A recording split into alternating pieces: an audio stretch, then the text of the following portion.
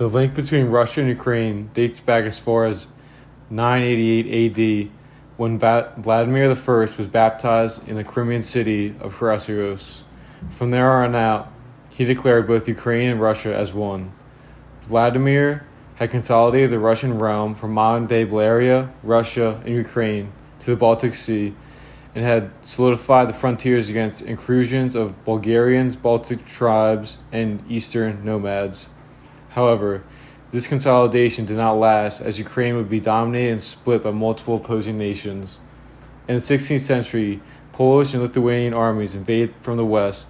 In the 17th century, war between the Polish-Lithuanian Commonwealth and the Tsardom of Russia brought lands to the east of the Dnieper River under Russia imperial control. The east became known as the left bank Ukraine. Lands to the west of the Dnieper, or right bank, were ruled by Poland.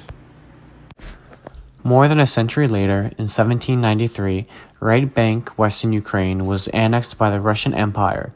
Over the years that followed, a policy known as Russification banned the use and study of the Ukrainian language, and people were pressured to convert to Russian Orthodox faith. After the Communist Revolution of 1917, Ukraine was one of the many countries to fight a brutal civil war right before fully absorbed into the Soviet Union in 1922. Early in the 19th century, where the oppression took heed, the Russian Empire began to oppress Ukrainian language and culture, and they tried to embarrass and humiliate the Ukrainians in Russia. In the early 1930s, to force peasants to join collective farms, Soviet leader Joseph Stalin orchestrated a famine that resulted in the starvation and death of millions of Ukrainians.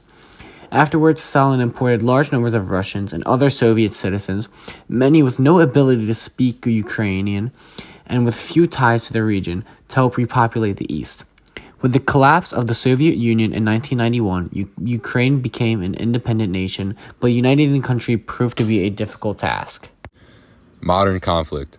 Russia annexed Ukraine's Crimean Peninsula that year after the country's Moscow-friendly president, Viktor Yanukovych, was driven from power by mass protests. Weeks later, Russia threw its weight behind two separatist insurgency movements in Ukraine's eastern industrial heartland. The Donbass, which eventually saw pro-Russian rebels in Donetsk and Luhansk, declared the DPR and LPR independent states, although they went entirely unacknowledged by the international community. Rumbling tensions in the region, which began in December when Russian troops amassed at its borders with Ukraine, really escalated in the final week of February when Mr. Putin moved to officially recognize the pro-Russian breakaway regions of the Donetsk People's Republic, DPR, and Luhansk People's Republic, LPR, as independent states. More than 14,000 people have died in the fighting that has been ongoing throughout the intervening years, which has devastated the region. Both Ukraine and the West have accused Russia of sending troops and weapons to back the rebels, but Moscow has denied the allegations, stating that Russians who joined the separatists did so voluntarily. Assessing. Researching the topic, one can come to the conclusion there are about 5 logical outcomes to the war. 1. Russia installs a pro-Russia government in Kyiv by capturing eastern Ukraine and then eventually the capital. 2. Russia could divide Ukraine into separate nations, one of which would support Russia. 3. Ukraine continues to battle Russia until the war makes no sense for Russia, as it drains both countries significantly. 4. Russia could create a bigger divide between itself and NATO, possibly supporting terrorism on NATO countries. 5. Russia could withdraw from Ukraine and end the ongoing conflict. Capturing eastern Ukraine and then eventually the capital. Russia could continue their advances in Ukraine, capture the capital, therefore taking over the government and replacing it with their own. Russia could divide Ukraine into separate nations, one of which would support Russia. Russia could halt their advances, conquer and inhabit the land they have stolen, and enforce Russian ideals and ideology on that portion of Ukraine while leaving the other half to the Ukrainian government. 3. Ukraine continues to battle Russia until the war makes no more sense for Russia as it drains both countries significantly.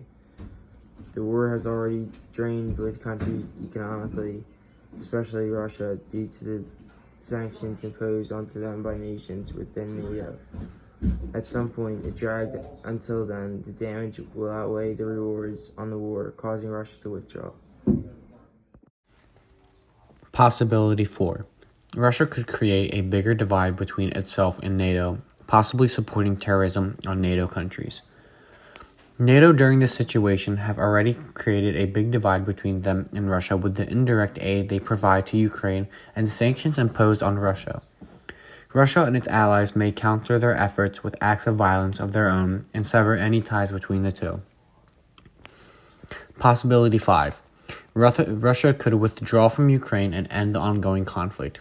If today Russia evaluated their chances of winning and what they would walk away with and decided it was merely too detrimental to their nation and the economic state of their nation, they could withdraw from Ukraine, return all land to Ukraine, and try to repair their relations with NATO.